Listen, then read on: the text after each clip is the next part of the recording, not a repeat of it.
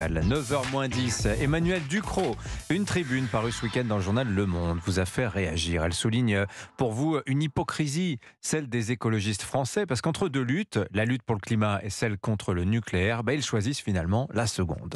Alors, je me suis intéressée à cette tribune parce que la tête de gondole de l'obscure association Énergie Renouvelable pour tout ce qui la signe, c'est l'ex-ministre de l'Environnement et ex-députée verte Corinne Lepage.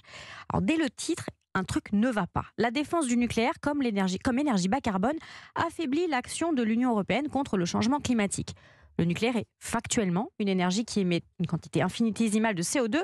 Dire qu'il nuit au climat, c'est paraphraser Orwell et dire que la paix, c'est la guerre.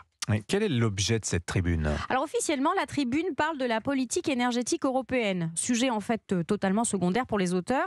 Une politique énergétique, pour eux, ça se résume à imposer des pourcentages d'énergie renouvelable dans le mix électrique, c'est très léger. La vraie cible, c'est le gouvernement français.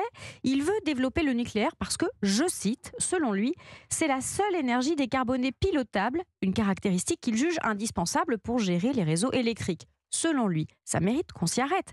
Le fait que le nucléaire soit une énergie décarbonée pilotable est la seule qu'on puisse actuellement développer. Ce n'est pas une fable politique, c'est un fait scientifique, technique. Tordre la réalité à ce point-là, c'est quand même inquiétant. Et donc, qu'est-ce que les signataires de cette tribune reprochent au gouvernement ? Eh bien, figurez-vous que la France a l'outrecuidance de, je cite, réclamer que l'Union européenne assigne aux pays membres des objectifs d'énergie bas carbone et non des objectifs d'énergie renouvelable, comme elle l'a fait jusqu'à maintenant. Je vous laisse méditer. Les auteurs de la tribune avouent tranquillement que ce qui compte pour eux, qui se revendiquent de l'écologie, ce n'est pas la baisse des émissions de carbone, c'est le pourcentage d'électricité obtenu avec des énergies renouvelables. Peu importe le résultat, et peu importe que ça se traduise comme en Allemagne par un complément au charbon. Bon, c'est un peu absurde, ça.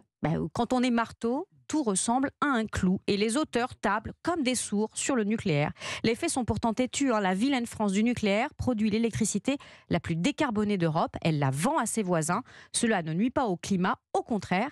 Mais ça nuit à la petite boutique décroissante et à ses tenanciers. Ils ont prospéré sur la peur du nucléaire pendant des décennies. Ils sentent qu'ils perdent du terrain au fur et à mesure que le climat se détraque et que l'urgence saute aux yeux de tous et ils redoublent de tribunes très bêtes. Il y en a eu une autre il y a quelques jours dans l'IB, signée Yannick Jadot, Marine Tondelier, entre autres. Elle s'appelait « Non, monsieur le président, le nucléaire ne sauvera pas le climat ». Que absolument personne ne dit. Le GIEC, en revanche, dit que c'est une partie de la solution. Alors tout ça, c'est un problème. Ça nous nuit à tous. Ces militants influents font un lobbying de dingue à Bruxelles. Ils espèrent encore inverser la vapeur. On sait maintenant qu'ils préféreront ouvertement sacrifier le climat plutôt que de reconnaître qu'ils se sont trompés. Signature Europe 1, Emmanuel Ducrot. Merci Emmanuel.